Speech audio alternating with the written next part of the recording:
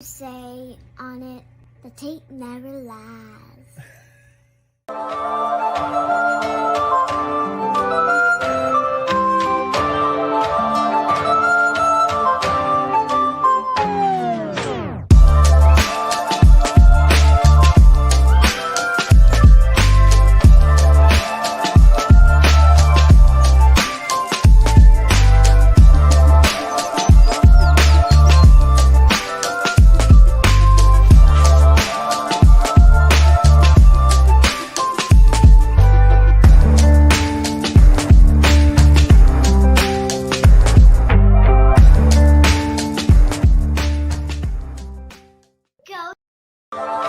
For Lord Cars. Hear ye, hear ye, hear ye. Man of the people.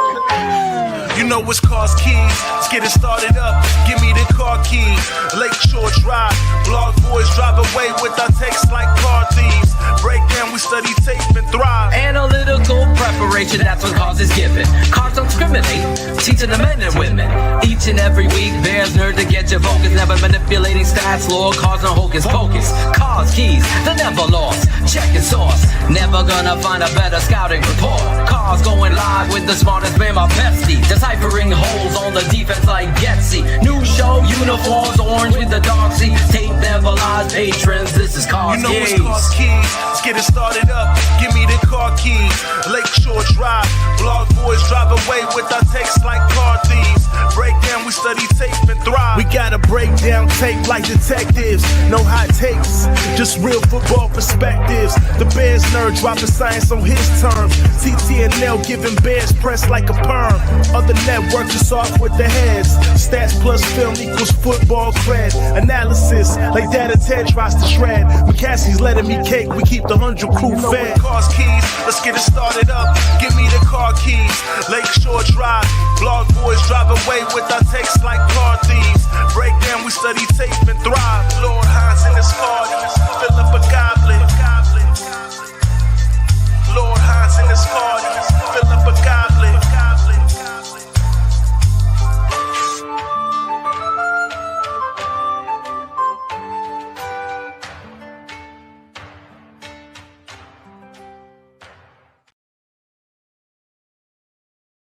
We're back. Who's tired? Not us.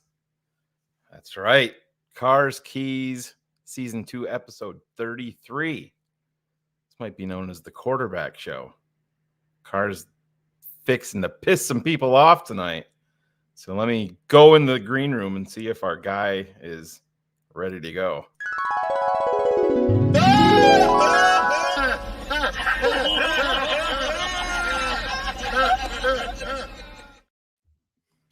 And there is that Twitter app for anybody that gets pissed off tonight. Leave me the fuck alone. No, because you'll then start talking about somebody's mother. So we'll throw up yours true. later. And That's true. I love fine. all mothers equally. Well, You're an equal opportunity mother lover. most of them. Current company notwithstanding. But anyways, how are you, Cars? Yeah, I'm all right. It's I have found the last week to not go anywhere near Twitter for the most part, which has been wonderful. I think the one tweet I shared with you last week is like, is anyone's fields or Twitter feeds basically just one guy going, they told me Justin can't do this, and then another guy going, and they told me Caleb couldn't do this, back and forth, just subtweeting. Who knew that it was going to be 2019 and 2020 all over again for us? So and this is the thing going, Danny Parkins has the report out there. I guess it was Charles Robinson from Yahoo Sports, and that's out there. And listen, guys, when we point out a negative or a flaw, or maybe just the timing sucks, and that's what it can come down to. This isn't really a talent issue. Finances play. It's finances. Number one. That's what it comes down to. And the timing is bad. Justin Fields is talented. Cars. but I just don't think. But I don't think he's going to be here.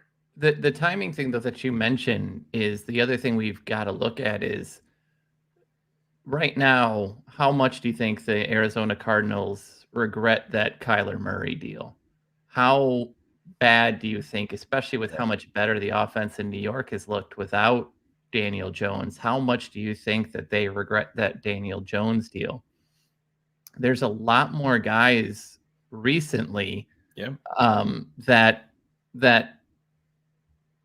Kyler showed more as a natural passer, I would say, but a lot of these guys that had shown a lot and got overpaid based on potential and who they could be and what they could be.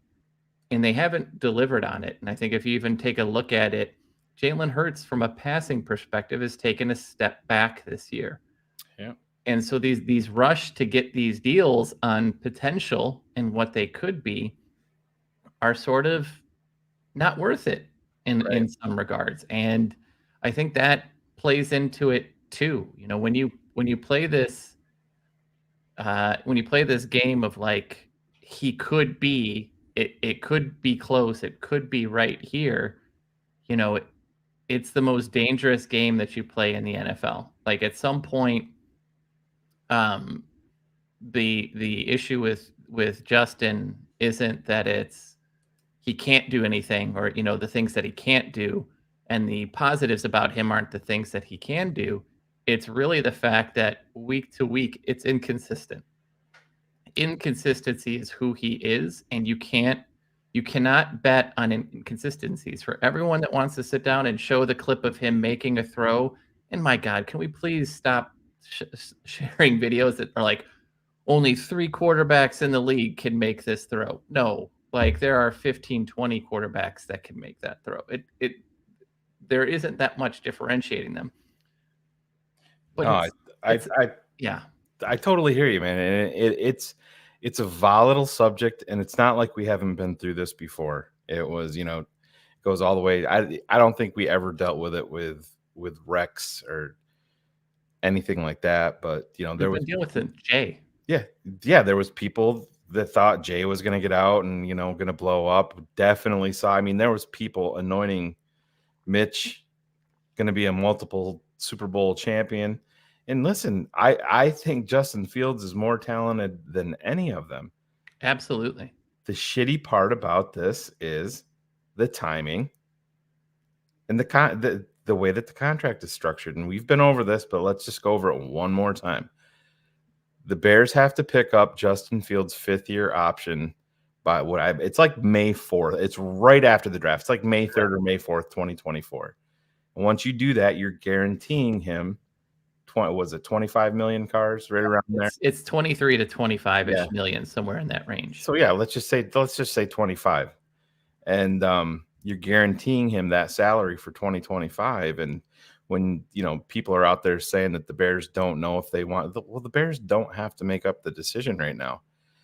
I happen to believe, and I said this to Matt Waldman last night, and I'll ask you the same thing, Cars. Do you think that Ryan Poles knows what he wants to do? Because I do. Yeah.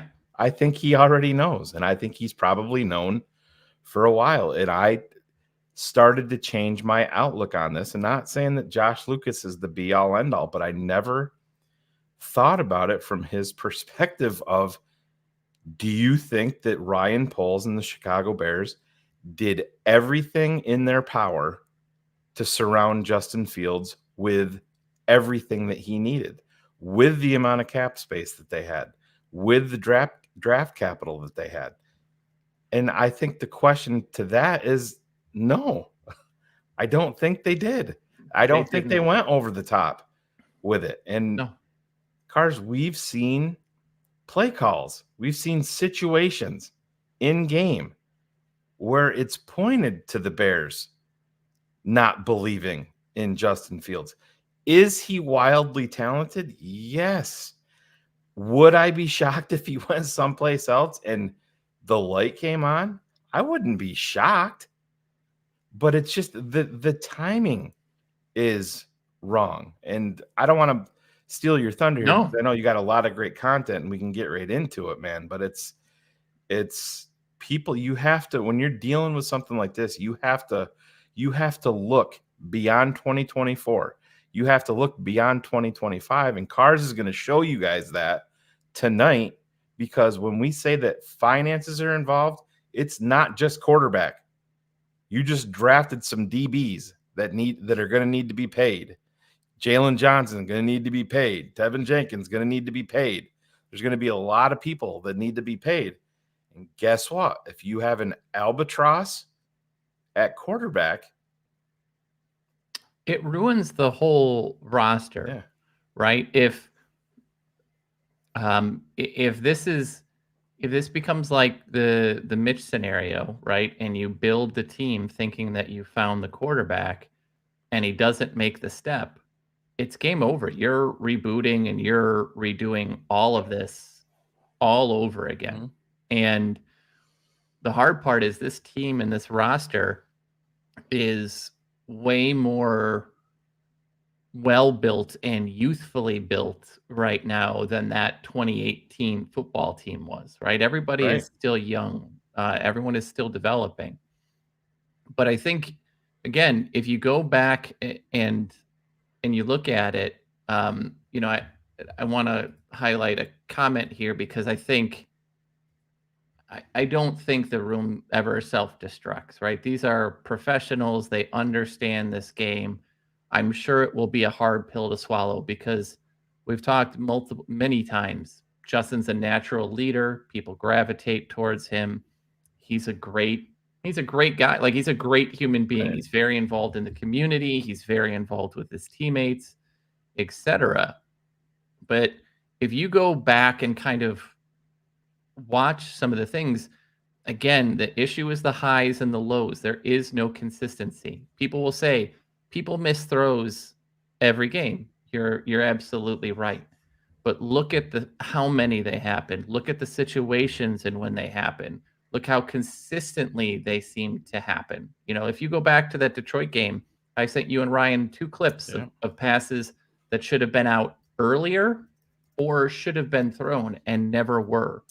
We're not using the middle of the field. You know, there's all of these things. So yeah, Justin looked great again, or looked better last week. I really struggle with this. He looked great and it was an ascendant game.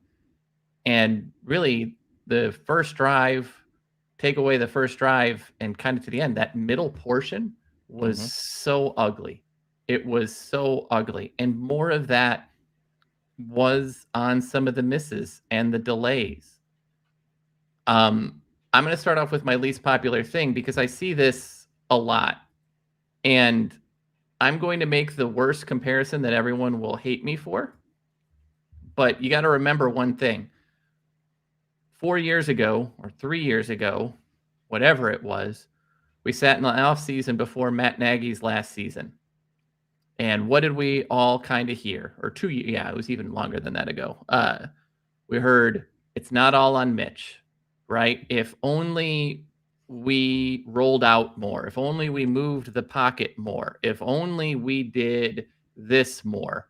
Ryan Cox will hate me more. Hate me more is a good play. And Creighton, this is simply not true. And that is, there are some instances of this, but there are a lot of instances in which he is throwing the ball late because he's got a delay. Like anyway, back to the Mitch thing.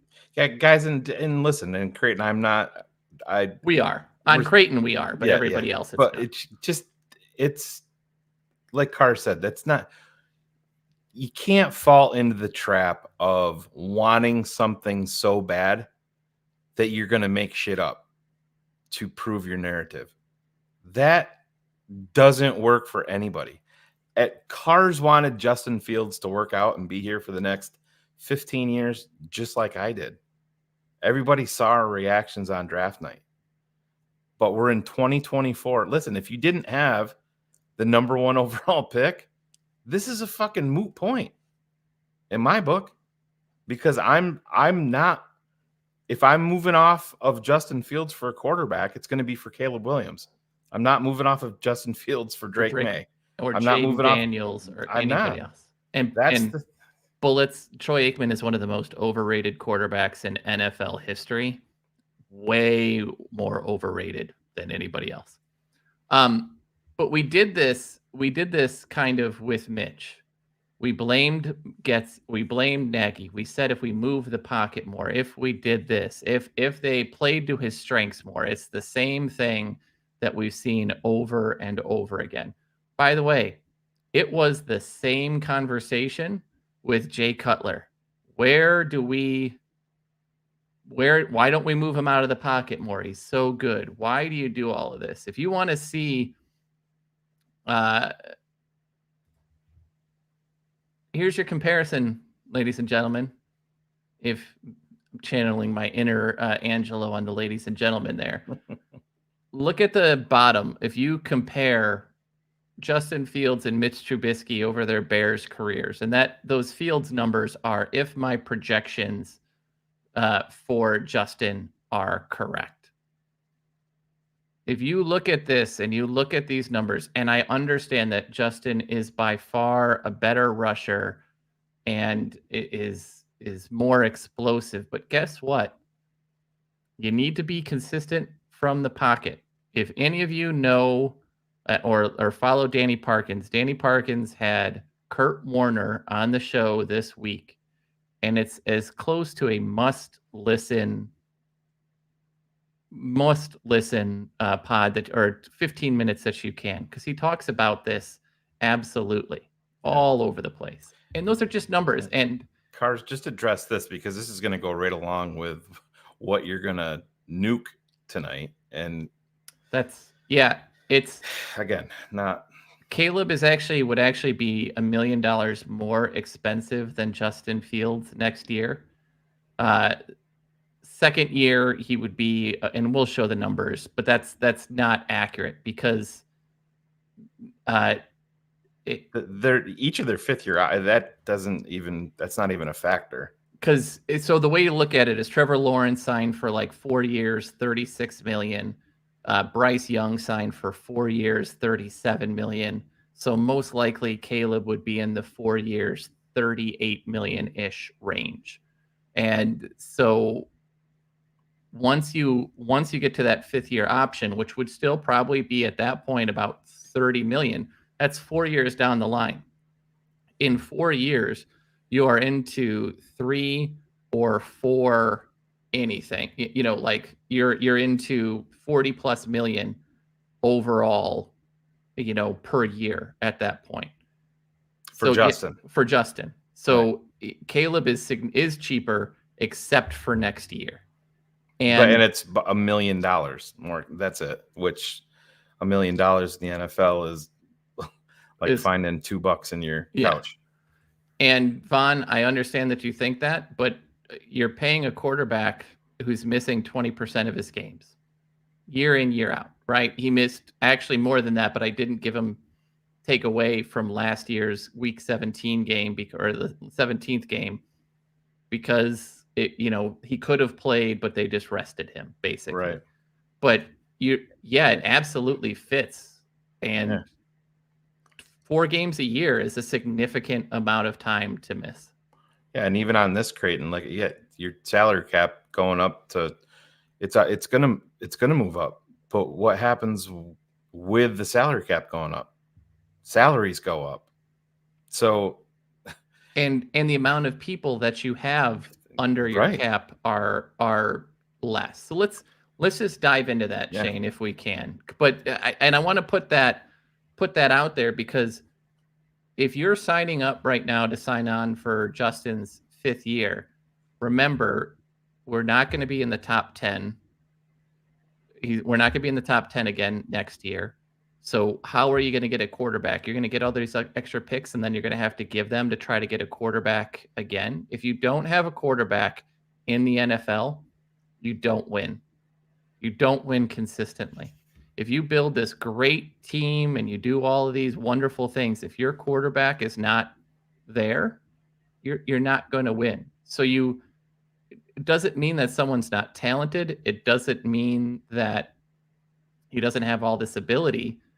But to Shane's point, where this really starts to get in is you need to look at the cap of where things are going. So when you look at, and this is basically some basic numbers for you, but to Creighton's point, the cap next year will be around $240 million. And right now, the way that it looks, you need 56 guys basically under contract. We have 37 guys under contract. There is 60 million in cap space.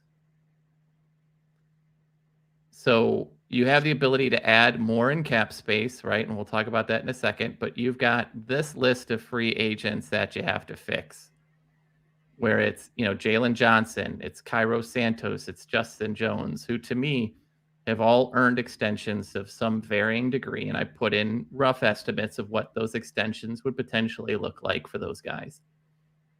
And then you look at all these players and all of these needs. So you lose Foreman, you've got 2 running backs, you'll have no wide receivers, you'll have 1 tight end, you will not have a lot of depth in the interior of the line. The defensive end you still need. You have, some other openings there as well. When you move to the next portion, which is the 2025, this is again when you would have to look at that Justin Fields contract, right? So that's that 5th year extension number at that point. 1 for $25 million. And Tevin Jenkins, I'm using the Chris Lindstrom contract there as the extension point to give you an idea here of 5 for 100. That is pretty close to what Lindstrom signed for. But these things, as we all know, move up. So that's probably the floor if Tevin continues to play at this level. But the issue, and again, if you look up above, yes, we have 130 million in space, but we need 26 people to fill out the 26 people to fill out the roster. Right. Last but not least, when you get to 2026, this is the biggest issue. This is where it's going to be. And Alex, in 3 years, that Daniel Jones contract is null and void because that contract will have been 5 years old. And if these numbers are going up big time every year. If you look at it, Lamar and others are starting to make north of $60 million per year. So if you think that he's going to sign for 2022 money in 2026, I hate to break it to you, that's not going to be the case. These things are always moving up. So yes, the cap is moving up, but the dollar amounts are moving up. But in 2026, you have to sign Fields, Moore, Gordon, Brisker, Braxton Jones is in there. And between those 5 alone, you are talking northwards of $100 million in deals that have to go out to those type of players. And that's if things stay the same. DJ Moore will still be 28 years old. North of $30 million a year if he keeps producing at this level, where right now Devontae is the $30 million wide receiver. Those numbers are going up. All of these things are going to go up. So I built in a little bit extra for the Gordon and the Brisker potential extensions. It doesn't even cover what Braxton Jones may do. Yeah, and it's not 2 more years of you have 1 more year. The 2025 offseason comes right after the 2024 season. So you have 1 more season of Tevin after this year. Yep, because it's a 4th year. Next year is his 4th year. Anybody that is not drafted in the first year, maximum of a 4-year contract. Yeah. And bullets, just on this, where your theory here falls apart badly is Troy Aikman was drafted in 1989. NFL free agency didn't even become a thing until March 1st, 1993. Yeah. So they plan B at that point. Yeah, it's not even, you were 4 years from NFL free agency even being a thing. And they had won multiple Super Bowls at that point. Dallas. Yeah. So, yeah, it just is what it is. And it's, again, and I know it sounds like we're railroading on the kid. It's not.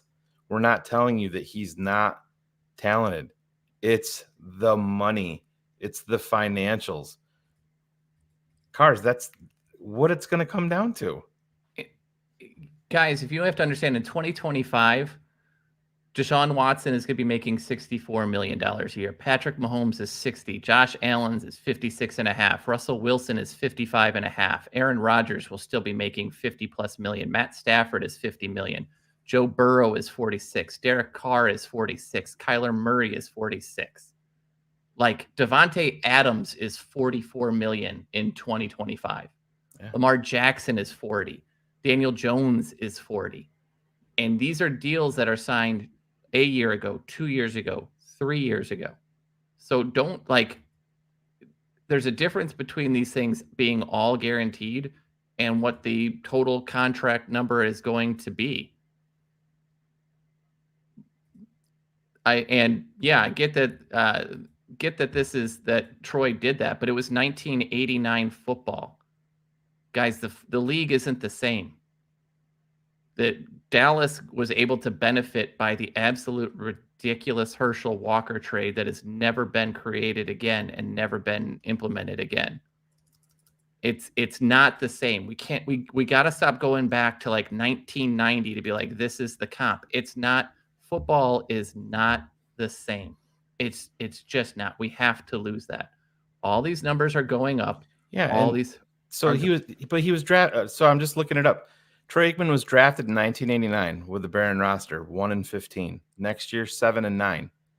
1991, his third season, 11-5. Second in the NFC East, lost in the playoffs. Year 4, Super Bowl champs. Year 5, Super Bowl champs. 1994, lost in the conference championship. 1995, won another Super Bowl. Where's the comparison there? It's a different era. Yeah. Right. And please don't say that it's Justin's second year. It's his third year. It's year 3. He's got a contract. We've got 2 more years. And so this is interesting. And this is what, Cars, you and I talked about this pre-show. And I don't want to go down the rabbit hole too far. 100%. Yes, there is a way. And it is very, very simple for me. And I think Cars agrees with me. And if you watched Keeping It 100 last night, which if you didn't, I hope everybody goes back and watches it, because Matt Waldman is always one of the best guests that we have on. He's phenomenal. He's one of the best ever. To me, you guys know my feelings. To me, it's a 2 quarterback race. You're either drafting Caleb Williams or you're staying with Justin Fields. I'm not interested in anything beyond that. That's me. Everybody's not going to agree with me, and that's fine. Based on tape and the financial stability you get with Caleb Williams, I 100% understand the move. But in the pre-draft process, if I sit down with Caleb, I'm not worried about the tape at that point. I need to find out who the kid is, who the man is, what he's about. Does he need football? Does he want football? Can he live without football? How do I just feel about him as an everyday person? Do I believe in him as a leader? Because if I have one question about that, if I am not sold on that, guess what? For me, you move ahead with Justin Fields and you figure it out. You cannot bring a person in here that you do not believe can take the franchise by the horns and be a leader. Absolutely. To me, you can't read a book on that, Mitch. When you're telling people that you're reading books on how to be a leader, guess what? That's a fucking problem. Even if you're doing it, that's fine. I don't want you to fucking go out and tell everybody about that. That's a problem. But yeah, that's how you move forward with Justin. If you don't believe in Caleb Williams, the person, then you can't do it. And I know that that's probably going to open up everything, and people saying he cried and he's a diva, when nobody here knows that, because there's not one person in the comments, there's not one person on this panel that sat down with him that has talked to him. Yep. Now, I've talked to somebody that does know that it's been very, very positive that I've been told. So we'll see. This is where Ryan Poles, Ian Cunningham, Kevin Warren, all of these guys have to be comfortable with Caleb Williams, the man. And for me, that's what it comes down to. No, and I think that's the way, if again, if you're not going to be in the top 10 because the roster is so much better, and I understand that people say there's holes everywhere, but good Lord, look at a team right now who's running away with it. You can argue San Francisco is probably the best team right now, but every other team has massive holes everywhere. So this team isn't going to be in this position again. This is the time where you really have a gift. If anybody saw me on Twitter, I ripped the Detroit Lions apart because they were playing with house money. They had the LA Rams pick. They were sitting in the top 10. They were never going to be in that place again. It was their time to make that move. And what did they do? They could have paired Jalen Carter with Aiden Hutchinson and had a dominant defensive line, but they went conservative. They believed in an off-the-ball linebacker and a split-time running back. They traded a great tight end, TJ Hawkinson, to basically fill that need with Sam Laporta, and they're getting basically the same production out of it. So they created a hole to fill a hole to get the same thing. If you guys think that the Bears don't need another quarterback, that's great. That's on you, and you can do that. But I'm not entertaining this argument anymore. This is just like Mitch. You are on one side or the other, and no matter how much evidence points you or shows you that there are issues, you don't want to see them because you look at the good. It's where we are, and you know what? That's fine. That's fine for everything. But it's a point I'm not arguing. The way that I look at it, the way I see it, Justin is still too inconsistent. He's still not good on his footwork. There are several plays, and I'm sure Phil showed you them through the tape review of him being seconds late to make a throw, to read something, to release the ball. There are times that he doesn't use the middle of the field. You're absolutely right. He could go somewhere else and get it figured out. It could happen. But you don't want to be the team that sits down and builds a whole entire roster around a player in hopes that he develops in year 4 instead of starting over in year 1. That's the thing. It's like you can't scout the helmet. So every Tennessee quarterback has been great. Right. Yeah. Do you remember every Stanford quarterback since Andrew Luck has been great? Yeah. If under that premise, you would have never drafted Brian Urlacher, because a guy that played all over the field from New Mexico, you cannot scout the helmet. I mean, Steve McNair would have never been in the NFL, right? Donovan McNabb wouldn't have been the second overall pick in the draft out of Syracuse, because Syracuse quarterbacks never made it.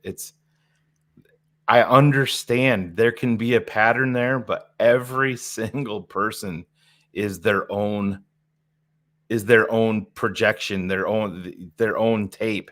It's based on traits. It's based on the person. It's based on the human. If you say, "Oh, nope, you're a USC quarterback, see ya, not doing it," you're not going to have a job for long. I'll tell you that.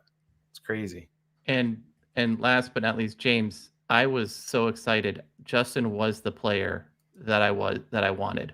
I'm not ride or dying any player. I ride or die the Bears, and I'm going to call it the way that I see it. And if you guys don't like it, it drives me crazy, right? So you can completely disagree. I don't care. If we draft Caleb and Caleb sucks, I'll talk about it. I talked about it with Mitch, talked about it with Justin. I'll do it again. Right. It doesn't matter. Yeah. And this is Bullets. You're not wrong. This isn't just a Justin Fields issue that we have maintained here. Yes, it's been a coaching issue, but the flaws that Justin Fields has today, he had at Ohio State, surrounded by elite level talent and elite level backups at almost every single position. He had the same issues that he's had here. If you go back, and everybody, if you're a TTNL fan, has the ability to go back and look, every person to a man, Matt Waldman said it again last night. The number one flaw with Justin is exactly what it is now. If we could just speed up that processing, just a tick. And when you're in a game where inches and seconds matter, it's massive. And you can build around him. But if you're not willing to commit $40 to $50 million a year to Justin Fields right now, this second, then the decision has been made. Cars, you've been saying that. Absolutely. And Bullets, this would be the last one I say. Dude, college and the NFL is so much different. I don't think Ryan Day is an elite coach. He is not. Ryan Day is a terrible coach, actually. Look at everything that's happened since then. Look what CJ Stroud. Yeah, they neutered him. And he looks so much better. You know, it is what it is. But Shane, that point is the one that you make. It's not that you have to say, I'm going to go pay him $40 million a year.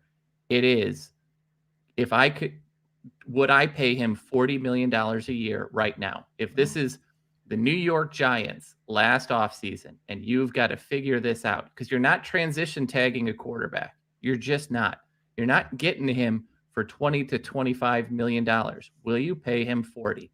And if not, then no. Like it's not the case. And when you have to take it kind of that step further, look at what's going to happen over the next two off seasons. So if I go back to this, right, we have $60 million. It's 63, but I wanted to keep it a little bit rounder at that point. But look at what's going to happen the next two off seasons. So we have 63 million. If you cut Eddie and Cody, which I fully believe that's what they're going to do. They're gone. Yep. $85 million. So if you looked at the other page, you have to look at Jalen, Cairo, and Justin Jones all getting re-signed. I have basically Jalen around 18 million a season, which he may ask for more. Cairo for about 4. Justin Jones has been playing about 7, so I have him about $8 million a season for 3 years. So that's a $30 million of free agent signings. Drops your cap to 55 million, and it drops your available cap a year later down another $30 million. If you pick up Justin's 5th year, which you have to do again this offseason, that drops the available cap down in 2 years to 75 million. But that's not all that has to happen. Your current draft picks, at least for the 1st and 7th pick itself, are $11.5 million. So just rounding a little bit here, $45 million in cap space. Your cap space goes, your cap space drops about 13 million in year 2, just in the increases in the way that looks. And so to fill out the roster here in 2024, you would need to have 11 more people sign. That is factoring in, we re-sign these 3 guys, we have these 5 draft picks, 11 more players. It is 16 more guys with $62 million in cap space in 2025. So just think about these numbers. Think about these things. Now start to plug and play a couple of the players that you're thinking. So let's talk about how that 2024 free agency is going to impact everything. So again, you have to look today and in the future. 2026, if you keep Fields, you're going to be doling out well over 100 million. You're well over 120 million for 5 players. And again, those 5 players are Justin, DJ Moore, Braxton Jones, Kyler Gordon, Jaquan Brisker. anyone who signs this offseason a 3-year deal. So I keep seeing, right, everybody talking about Daniil Hunter coming in here, or Chris Jones, or any of those players. Those players are going to be northwards of 20 million or 15 million plus a season. That means that they're going to be under contract during this point in time. As we kind of mentioned earlier, last year or next year, if you draft Caleb Williams, he does cost $1 million more than Justin Fields, but he offers cap savings over the next 3 to 4. So what I mean by that is, because of the way the rookie scale wage is implemented, he would be about $7 million in year 1. He would be about 9 or 10 million in year 2, be about 11 and 13 million in years 3 and 4. So Justin, I think, is 6 million next year. So that is the $1 million difference. The year after is 25. So that is a $15 million hit. And then if you look again, 2 years down the line, just factor, let's say he signs for $40 million a year and it's not 50. You're going to be paying him $40 million a year versus the $10 million that you would be paying Caleb Williams. And what's important, Cars, is they will talk to David Malata and Justin's agent. Yeah. And they're going to see what the financial expectations for them are on an extension. They'll know that. And if you think that David Malata is going to sign or give like a hometown discount, listen, when they trade Justin, there's going to be a market.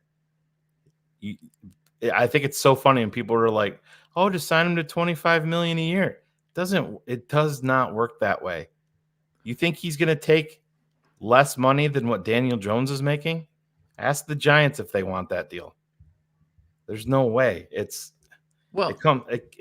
comes down to finances again, Cars. And you can't front load everyone's response is to keep front loading these things. You have 11 guys under contract at 2026. 11 guys. And you're talking about one of them is Sweat. One of them is Tremaine Edmonds. And Darnell Wright is another. And you've got a couple, and it's Pickens and Dexter, right? So if I front load that deal and I allow Justin Fields to do that year 1, and we say we take 60 million or 80 million to front load it in year 2, man, we can't. There's nothing that we can do. There is nothing. You are going to. What it really comes to, Shane, is right. We would have to basically do all 2-year deals or 3-year deals with a 2-year out, and cut all of them and get to that point. So this is where that whole thing of you need to be right and you need to understand that I am signing up for $40 million a year in 3 years by doing this. And no, you're going to be disappointed, Slick. Yeah, no, Tremaine takes way too much hate for what they ask him to do and his responsibilities, because if you notice the difference in the middle of the field passing game when Tremaine Edmonds is on the field versus when he's not, it is night and day different, but I digress. So one of the issues, Cars, that I have seen in the chat tonight, and this is just what I want to, just give me 2 seconds while I look for it. I'm not sure why it's not coming up. It's talking about Caleb Williams and people being worried about his frame and his height and his size.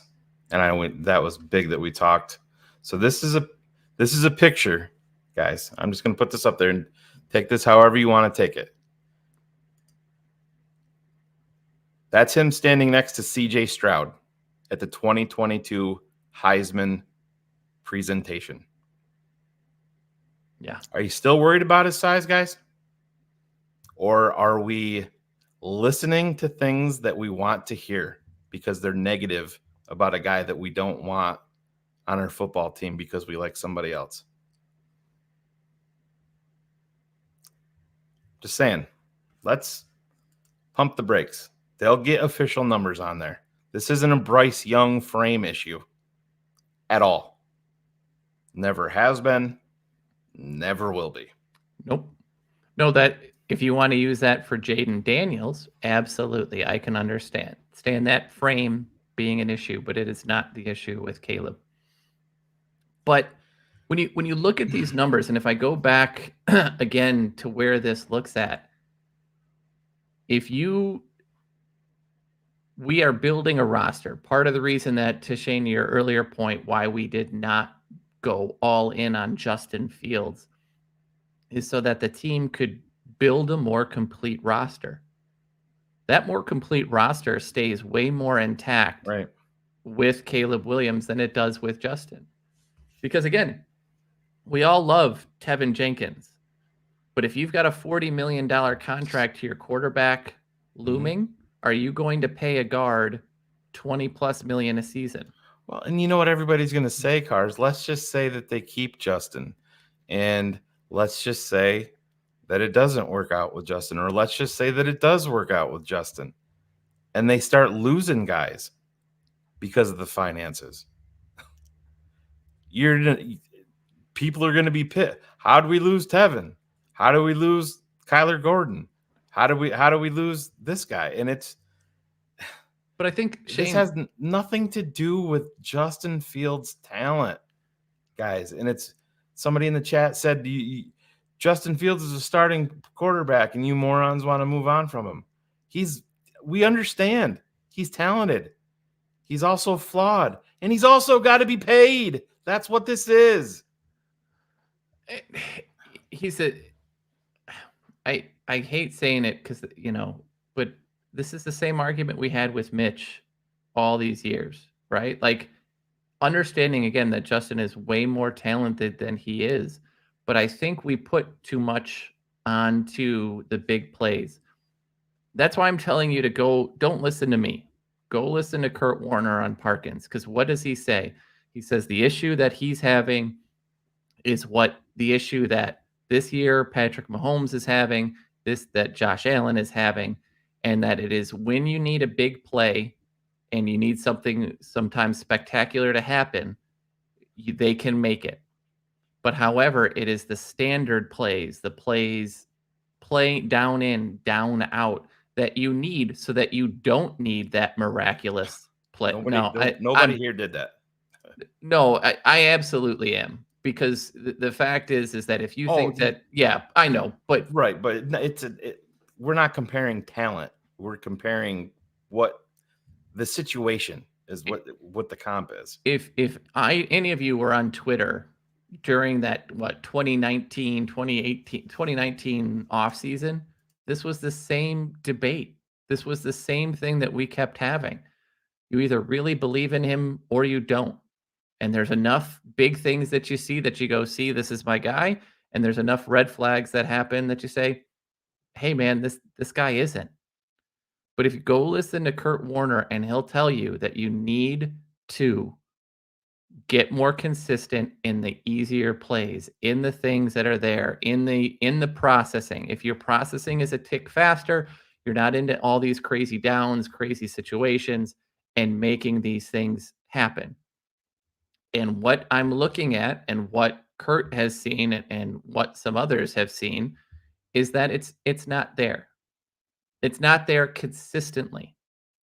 And at the end of year 3, if who you are is still an inconsistent, really high, really low lows quarterback, and let's be real, that is what it is. I don't know how you go forward with it. I just don't. And we talk so much about he has, after 6 weeks or 7 weeks, he was first in the league in touchdowns. He's thrown 2 since then. And understanding he missed 4 games, he's thrown 2 touchdowns since he was in the league lead. He's not been the same guy. This is his best year ever. He's averaging 200 yards passing a game. Alex, I know you tried to make this point earlier, but Dak, what's his big number coming out at, Cars? 29 million in a season? That's a good, let me double check that one again, because it was, I think it was 4 for 160, right around there. And I think 2024, I think it goes up to like 29, because it was actually very low the way that they structured it. And I think it goes to like 29 or 30. He does have like a big year at some point. It is, yeah, his big year is next year where it is 59 million. There is a jump, but this year he's making $26 million. Okay, so 26, yeah. But if you want to talk about, those players, so Dak Prescott this year is making 28. Zach Martin is making 11. Tyron Smith is making 8 million. Terrence Steele is making 4 million. So that doesn't really. Again, we can't make stuff up to I'm not saying that they didn't get paid, but structure matters and how it's paid out matters. I mean, lots of people can get paid, guys. Yeah. And next year, Tyron Smith is not in. And Zach Martin is carrying a $30 million cap hit, and Dak Prescott is carrying a $60 million cap hit, and Terrence Steele is carrying an $11 million cap hit, and they're $14 million over the cap. So yeah, they worked and figured things out for a year because they believed that they were a championship contending team. That's the other part that everybody's missing.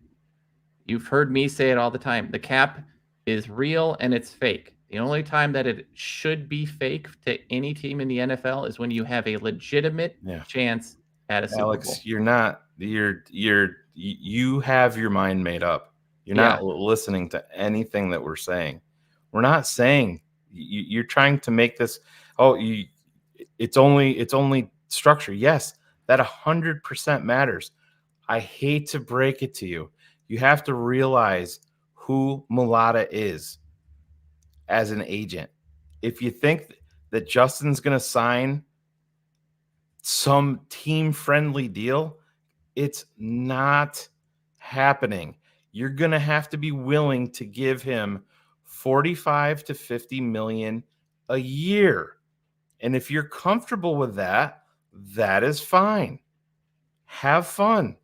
You're going to lose players that also need to be paid on a young team that is unproven.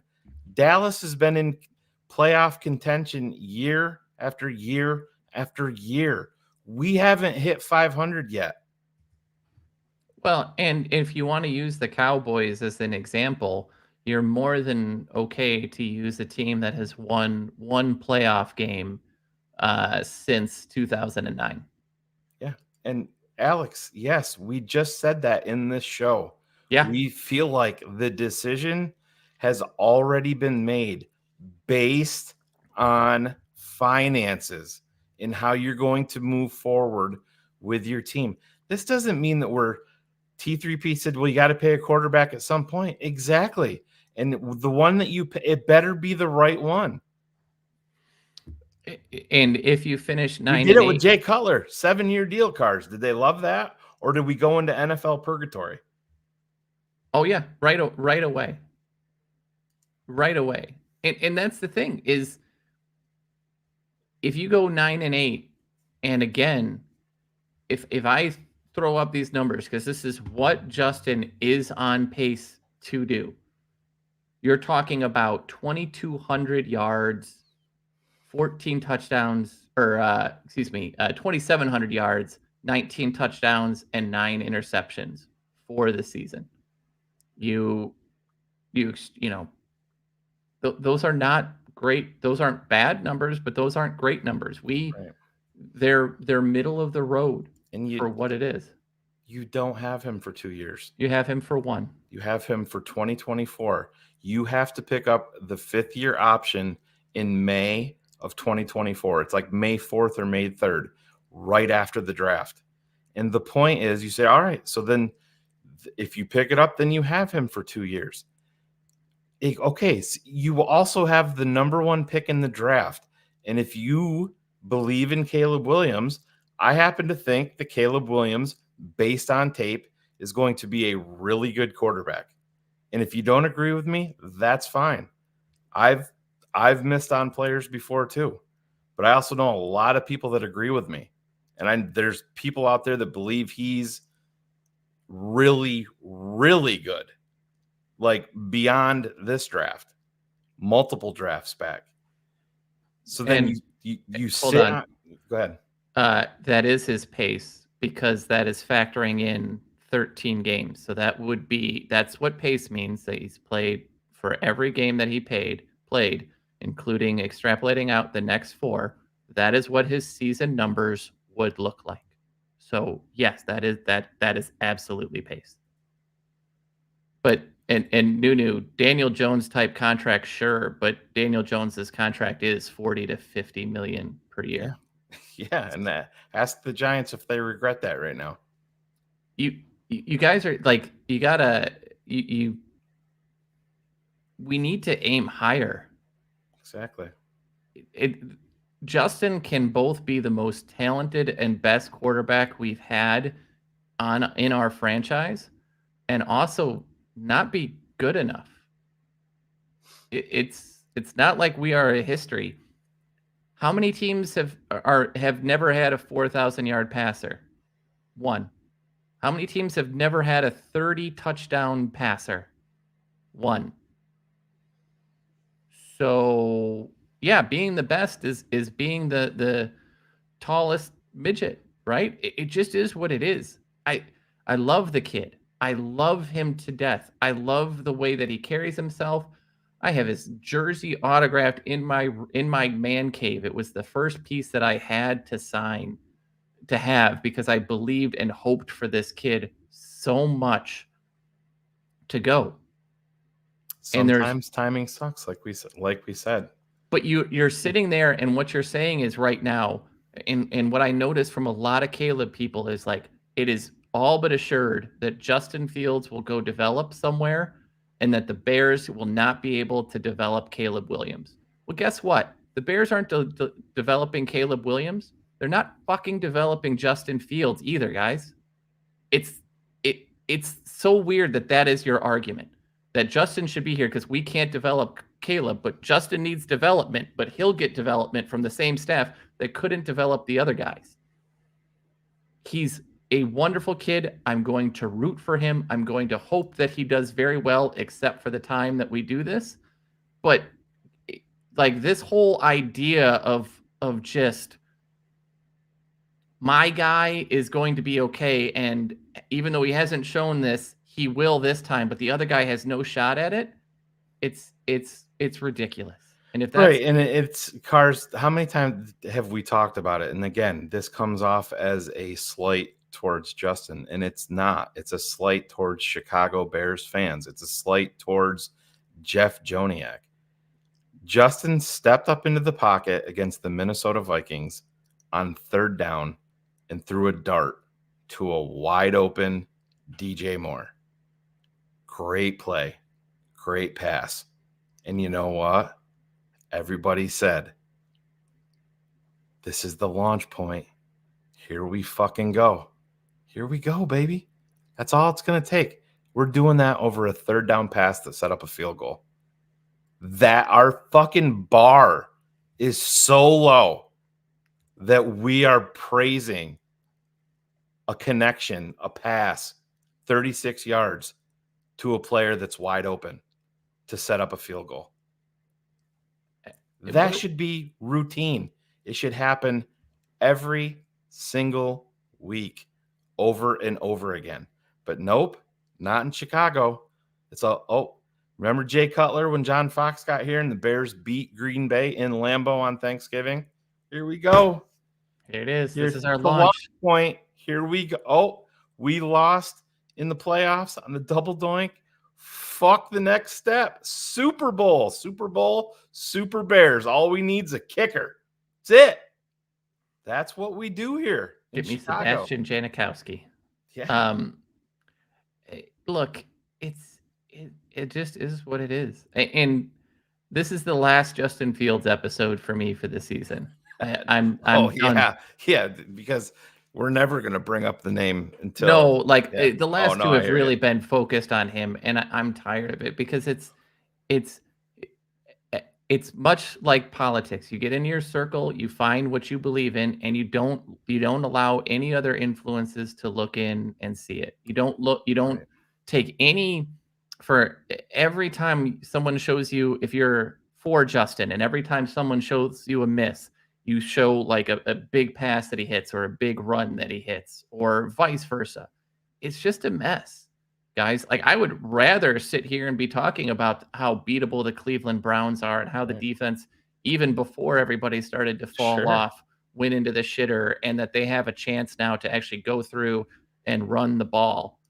And So, yeah, but Ben, on this, so has Kyler Gordon progressed?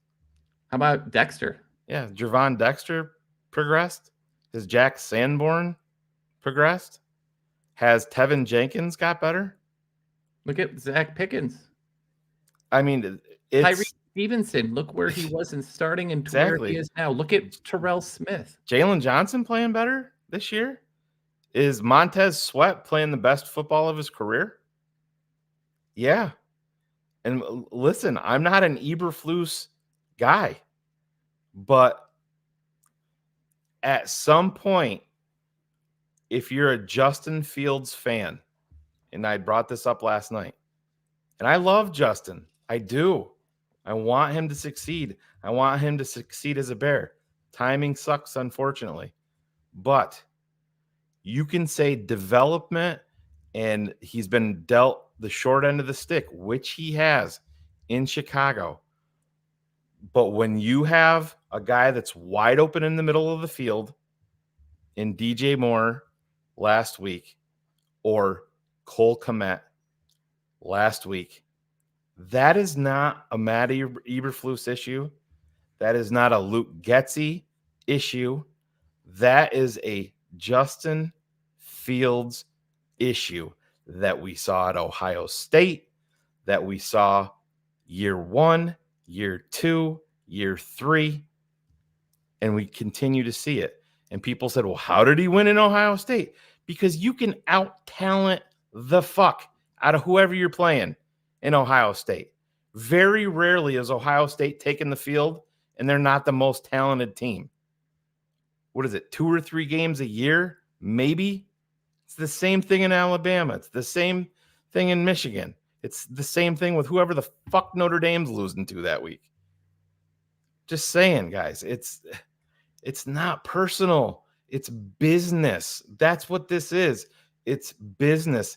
Maybe, does Justin want to be here? Do we know that? I don't. Does he want to be in Atlanta? Does he want to go home? Does he want to play on turf where he said that's his favorite surface? Does he know that he's going to get paid down there?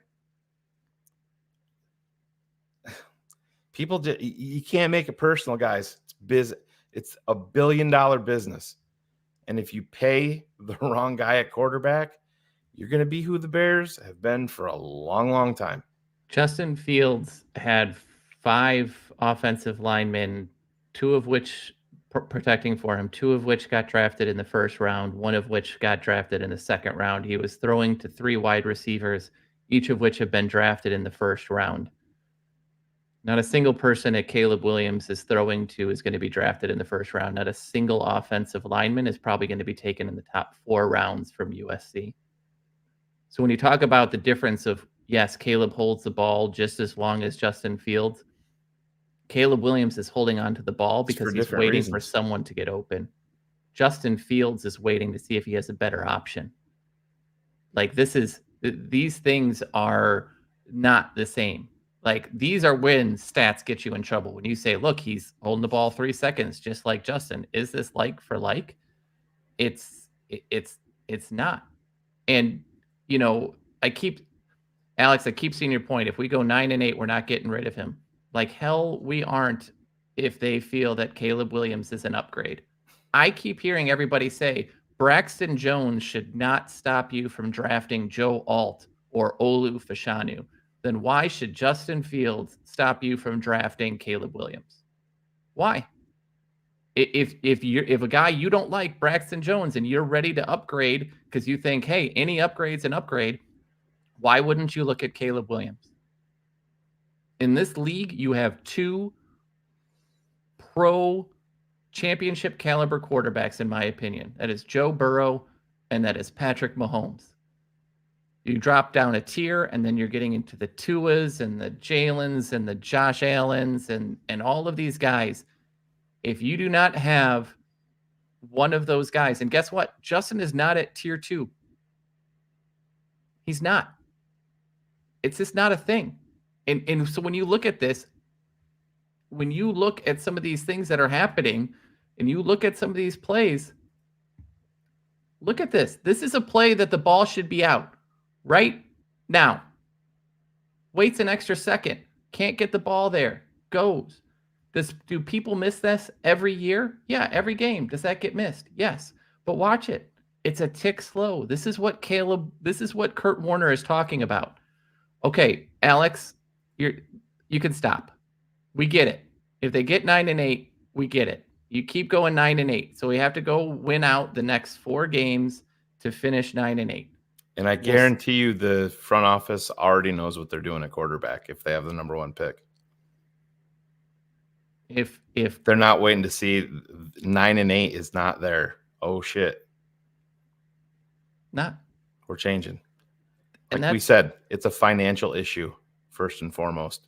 It is a financial issue versus production. Because to Shane's point, if you are not willing to spend $40 million a year on him right now, you're not going to do it. That's it. That's. I mean, we are going to. We talked about it last week, right? Guys don't do it in week 4, in year 4. We've done it. Bullets, I don't even have anything on Cleveland right now because there's too much.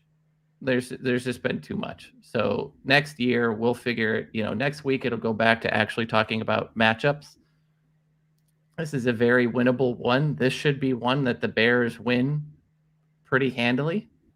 I mean, I'm scared of Myles Garrett, but no one else on that defense. Well, and why am I blanking on the cornerback's name right now? Ward, Denzel Ward. He's nicked up a little bit, but he's expected to play. But they lost Delpit. He's out. They lost a couple offensive linemen. They lost their other end. But yeah, I mean, this sets up pretty decent. But again, they're a different beast in Cleveland. That defense, especially. But they haven't been the same though since some of the injuries started to stockpile a bit. I think, if you looked, they were through what was it? Through Baltimore, the defense was looking pretty good, but since then the Broncos gashed them in the run game, the Rams gashed them in the run game. Jacksonville can't run on anybody, so they didn't really do anything.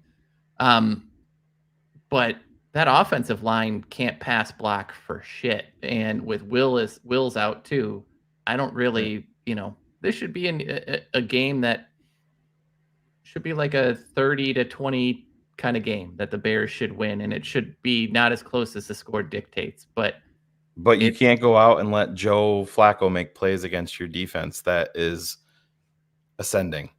Can't do it.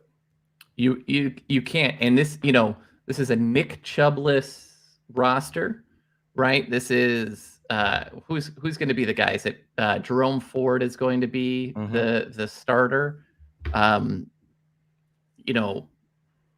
Njoku is still good for a couple of key drops a game. Cooper is still it's going to be a great Jalen Johnson matchup this week. But this should be a win. Right. And T3, this is the point. And I know you dropped a couple of you actually had a couple good comments in the chat earlier. But this isn't I don't know how many times we have to say that Justin Fields is wildly talented. But along with that, he's wildly inconsistent. So weird that he's due a wild contract. He is about to get paid. And that's what this you know what? Here, let me put this drop in here because we do have some breaking news. Breaking news. The Tape Never Lies Network. Breaking news. This is a financial issue. I guess we should have said that tonight. This isn't a talent issue. This comes down to financial control. Big time. You don't have to make a massive financial commitment and when you're not ready. And can you say that Caleb Williams is he a more progressed passer than Justin Fields coming out of college? Yep, he is. Is he more athletically gifted? Nope, sure not. He's not. It's not a talent issue, guys. It's finances. That's why we're not showing dimes up there. It's not what this is about. You guys, you just got to get over it. You can say a guy is missing things, and it doesn't mean that I haven't seen the throw and don't see these incredible plays that he's made. But you can't take the plays that he makes and skip the plays that he misses.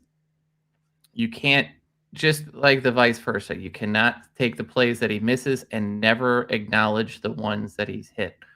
We've done it.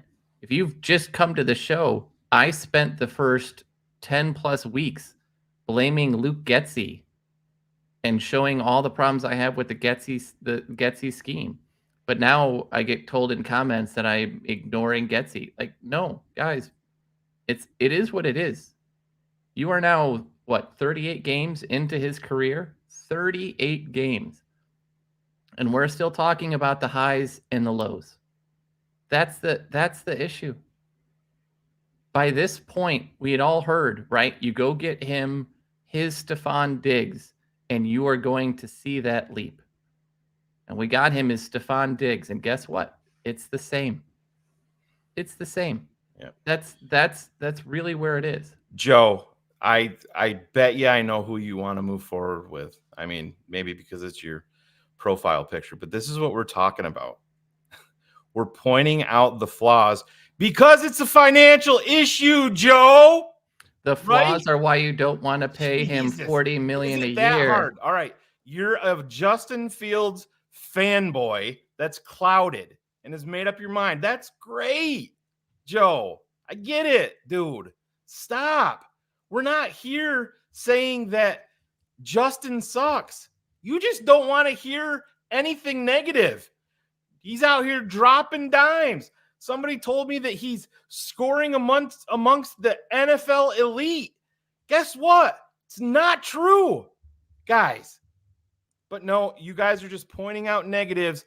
Justin's my profile picture. I have 3 of his jerseys, right? You guys are just haters. That's what it is. You're right. You cracked the code. You cracked the TTNL code. We're playing favorites. That's what we do here. I don't know how many times in a row we have to say the same thing. But this is Bears fans. But and Jedi, yes, they don't arise for 2 years. But guess what? You have to do it. You have to start it now. And when you start it now, it impacts who you sign this offseason. It impacts who you sign next offseason. This decision impacts the entire offseason of what you're going to do and where you're going. It is the single thing that the whole offseason flips on is what are they going to do at quarterback? Because guess what? If you don't sign Justin and you don't do the 5th year, if you do what the Jets did and they traded Sam Darnold to the Carolina Panthers for a 2nd and a 4th round pick, and they did this ahead of the May deadline so that the Panthers could then extend the 5th year contract to make sure that they weren't going to pull a New York Giants thing and do that. But it absolutely matters because you're trying to build, and what this front office has shown you time in and time out is that they want to build the most complete roster that they can. And Cars, how do you do that? And exactly, you make good, sound financial decisions.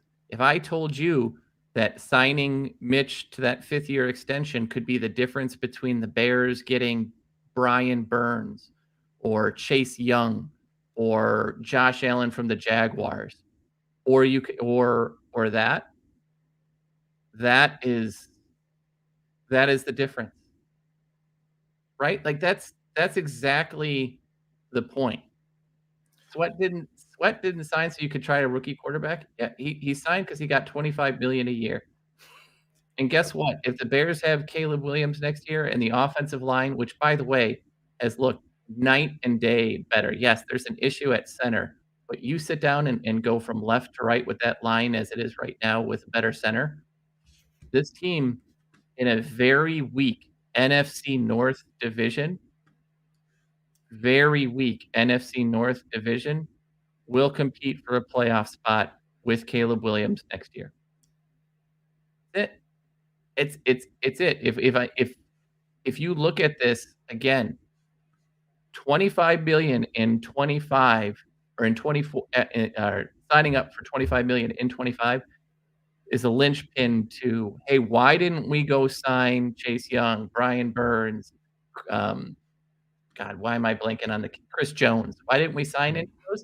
It's because we made the decision to extend and do the 5th year on Justin Fields. That's it. Those are the differences. Fiery show, but we expected it, Cars. That's.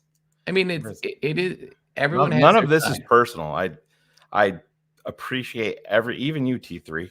I appreciate all of you guys showing up, but this isn't. Oh, we hate Justin. It's sometimes you have to make decisions that are hard, and again, wildly talented quarterback that you're going to have to commit to at the expense of others when there's a wildly talented, cheaper option that is more progressed as a passer. And again, this is how a front office is going to look at it. They are going to lay out who's under contract, where they are, where the money is going. And then they're going to play games where they say, this is how Ryan Poles will set his values. This is how he sets a maximum value on a player. I have in here that he might say that, that Jalen Johnson is an $18 million a year player. He could sit down and say, you know what, to me, he's still a $16 million a year player. That's my cap. The reason you do that is because, again, the cap is both fake and real, and it should only be fake when you have a legit chance to win a Super Bowl. This should not be a New Orleans Saints chance to win a Super Bowl. It needs to be a legit chance. And so if you sit down and look at this and go, Shane and I have talked before, I think the dream scenario for me right now is that the Bears trade Justin Fields to the Atlanta Falcons for the second round pick, and Kyle Pitts, who they can't figure out how to use. Yeah, you have to hold their feet. Listen, there's going to be I think Seattle is going to look. I think Minnesota is going to call. I don't think that the Bears would entertain giving them a quarterback. Obviously, Pittsburgh, Atlanta. There's going to be a market, guys. Easton Stick is starting a game right now in the NFL. Yeah, that's where we're at. But these are the things, and I don't want to get into this, but guys, watch. This is the things that they're looking at. Everybody watch Cole Kmet on this play. He is at the top of your screen, third one, right on the hash mark. This is what we're talking about, guys. Look at Cole. Keep your eyes on Cole Kmet. Look at Justin's head is already moved from the left to the middle. So look at the safety at the top left of your screen. That is Kirby Joseph, who is not a hitter, but watch. Look at this. Is he open, guys? Has he been open? This is what's happening all the time. It's happening every week. It's been Justin Fields' number one flaw coming out, and it's his number one flaw in year 3. Is drafting Marvin Harrison going to change that? Or is Marvin Harrison going to be open and doesn't get the ball ripped to him? Now, does he do it sometimes? Yes. But if you're paying a guy $50 million, you have to be way more consistent at that. And guess what happens on this play? Let's back it up from the beginning. Watch how this plays out. This ends up being a penalty. I think what they call it was it on Darnell Wright? Yes. Ended up calling a hold.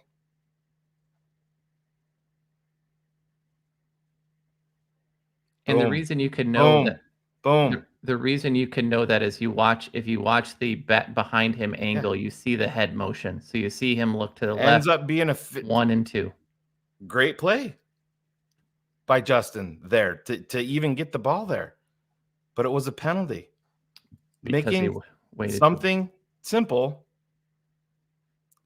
shouldn't be here in year 3, guys. And this has been a Justin problem. Boom. Looking, thread that ball in there. Rip it. You have the talent to. the middle linebacker is bailing out of that spot. The safety is on the opposite side of the hash. That is a throw to make. And I don't want to hear we should show every play that every other quarterback misses. I don't care. Show me them too. Everybody that always sits down and says, show me Patrick Mahomes doing this 10 times out of 10. Fine. Show me Justin doing it 1 time out of 20, 1 time out of 10. Like you want everything does not have to go, well, show me someone else. Throws are missed. But you watch that game and you will consistently see there is a second delay. There's an extra ball tap before the ball is out. These are 2 plays in 1 game. And there are, to my count, 8 other plays in 30 passing attempts or 32 passing attempts. You got 1 out of every 3. To your point, Carter, you got 3 hops there while he's open. Yep. 1, when did Shane? 2, When did Justin get injured? 3. Exactly. Holding the ball on to 6 seconds when DJ Moore was open. These are things we've seen constantly. Yeah, Jamal Lewis and Anthony, the throw it. That will forever be it. It's just who he is. And it again, could it happen? Yes, but we talked about it last week. 2 quarterbacks since the rookie wage scale has been implemented have become the guy after not establishing themselves in by year 3.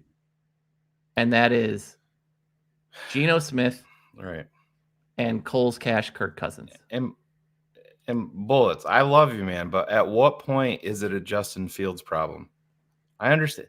He improved since he's been in the league? Yep. He has. That development came from someplace. But where do all the quarterbacks they're with their quarterback coaches? We talked to you about his mechanics, about his drop back, right? We've talked about some of those things that have continually been an issue.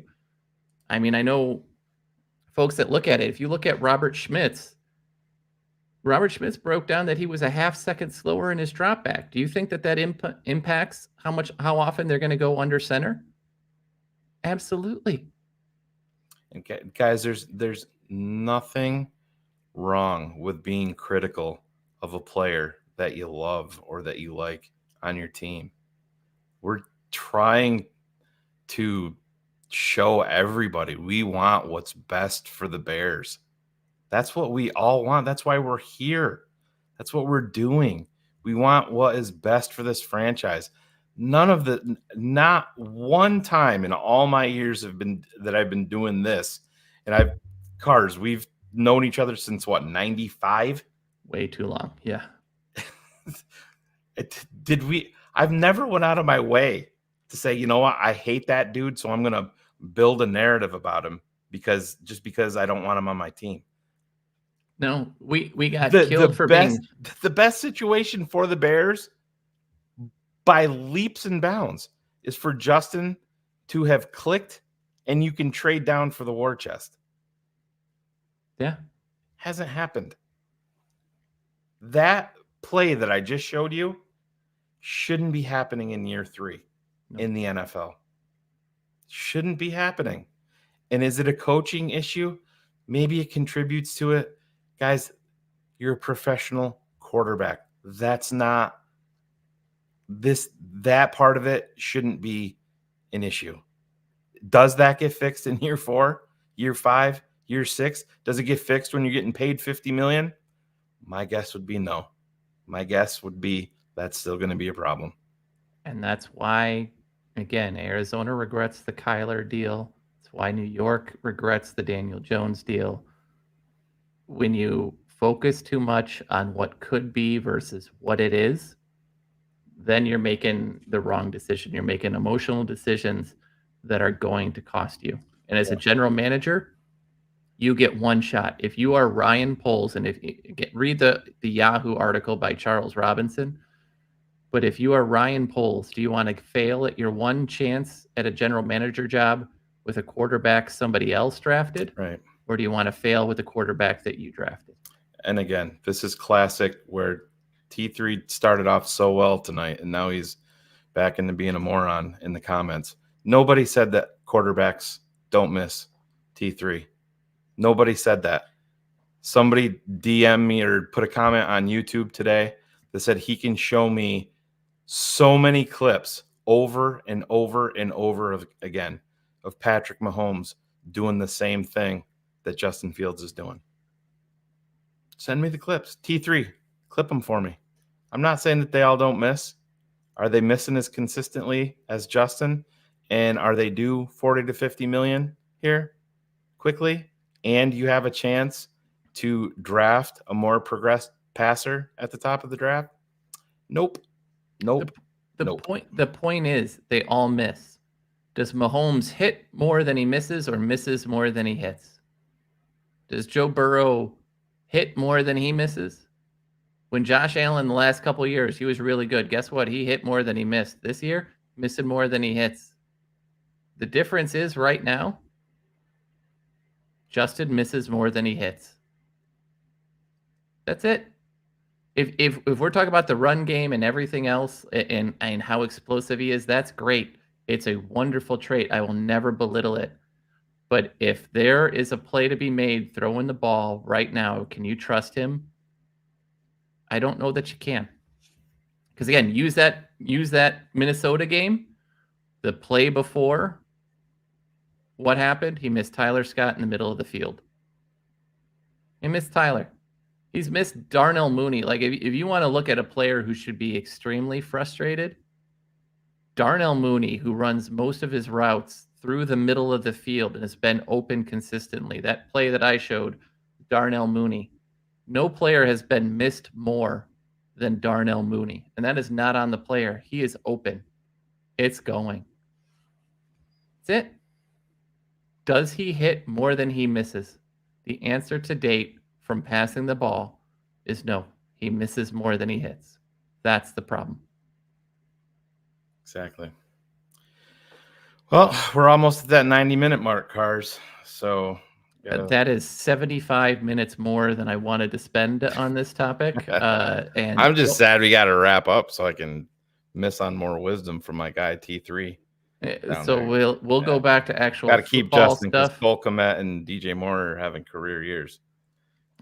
Yes, and Darnell Mooney is having a comeback year of Darnell's eating it up. Toilet bowl productions. So, thanks everybody. This was not fun. This was the exact opposite of that, and but always appreciate everybody listening anyway. Yeah, real quick, Jamari, I've thought about the same thing, but I don't think that I wouldn't be against thinking that the Chicago Bears are famous for pushing things down people's throat. Oh, they're living in the complex. They're both working out, and you go home first. You go home first. That's fine. Proof is in the pudding, right? Have we seen it? Have we seen the production there? No, we haven't. We'll see. And what's the biggest difference? When he went from number 1 to number 2, where did the routes move him to? Right. That's it. Why? We showed you last week. Look at the middle of the field. Look at how often it is not used in a game. It's not on play calling if the stuff is there. It's it. It really is. And I hope to God he figures it out. But we are not an elite QB away. But guess what? We're the 4th youngest team in football. We're the 4th youngest team in football.